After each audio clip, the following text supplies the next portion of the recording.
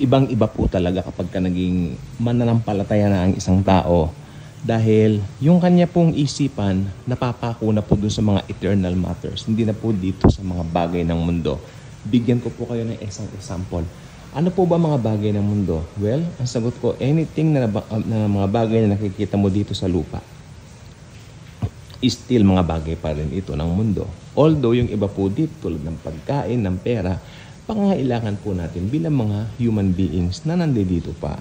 Pero it doesn't follow or it doesn't mean na ito po talaga ang ating totoong buhay.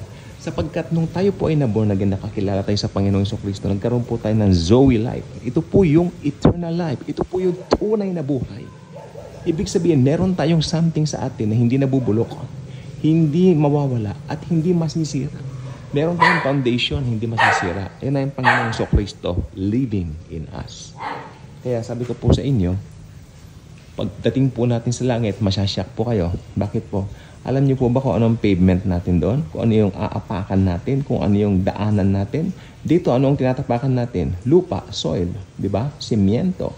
Alam niyo po ba kung ano ang pinaka-pavement doon? Pag sinabi mo kasi pavement sa kalakaran, no? Sa kalakaran ng normal na kaisipan, ang pavement, ito yung bagay na pinakamababa. Tinatapakan mo lang yan eh. Di ba? So, kaya nga kung dito sa mundo, kung very special o VIP person doon, maglalagay pa ng alpombra. They have to make latag an alpombra para sabihin, very important yung dadaan. So, ayaw paapakan doon sa pavement na nilalakaran na natural. Ito po yung lupa. Ito po yung soil. Di po ba? Pero alam niyo po ba sa langit kung ano ang lalakaran natin? Kung ano ang tatapakan natin? Ito ang sagot. Gold. Ginto. Dito sa mundo. Go for the gold. Di ba? Atat na atat ang mga tao sa gold. Pag nasa Olympics, naka-gold. Grabe. Di ba? Which is good naman. Pero kumpara sa ating mga mananampalataya, ano ba naman yan? Di ba? Talagang pangmundo lang din yan. Okay? Kasi doon, talagang grabe.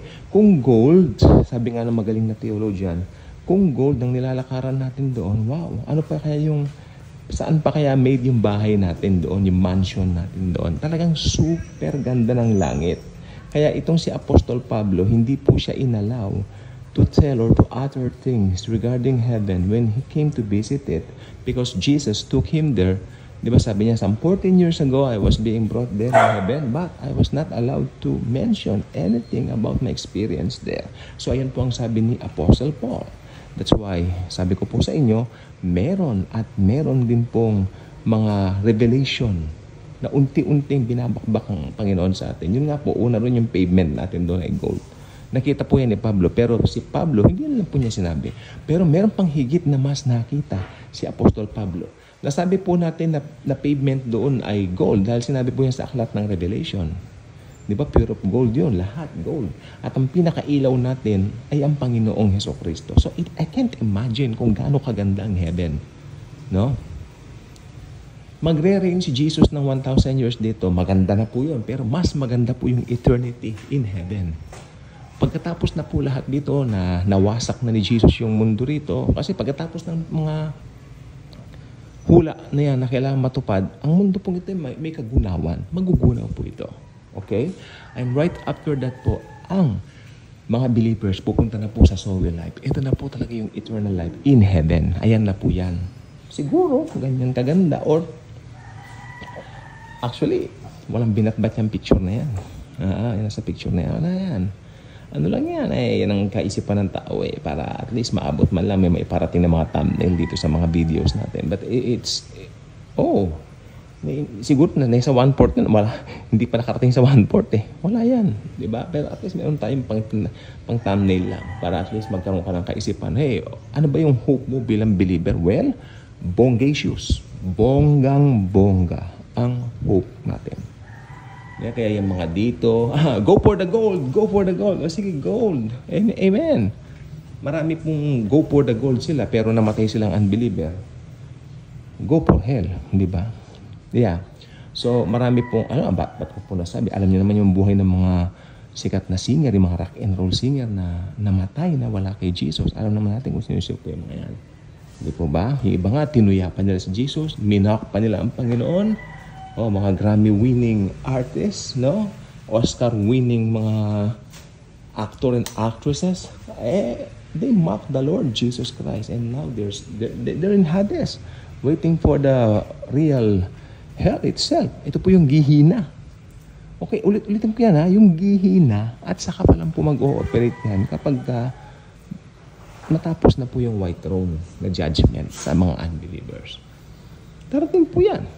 Believe me, dahil ang Biblia, very specific sa lahat ng events na mangyayari in the future. Kaya mga nagsasabi na nanakot daw kapag ganitong preaching. Of course not. This is love.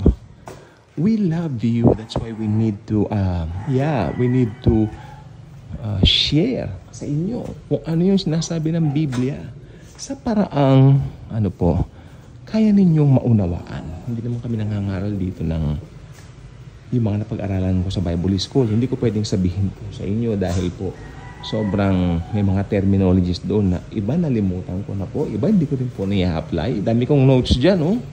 Dami kong Bible School na pinasukan. Pero marami akong diploma ng Bible School. Pero, well, para sa akin kasi, it's grace. The grace of Jesus. Nung nakilala ko nung katotohanan, I'm forgiven much. Loved much by Jesus. Talagang nag-umusbong lalo ang pananampalataya ko. O yung anointing na tinatawag yan. Talagang ne? So, yan po, glimpse. At least nagkaroon kayo ng idea. Ano bang heaven?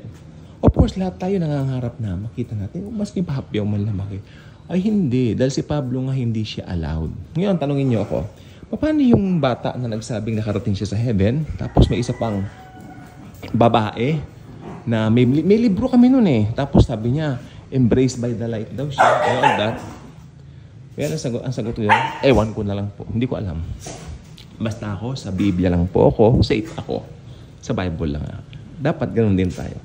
Sa Bible lang tayo. Bye-bye.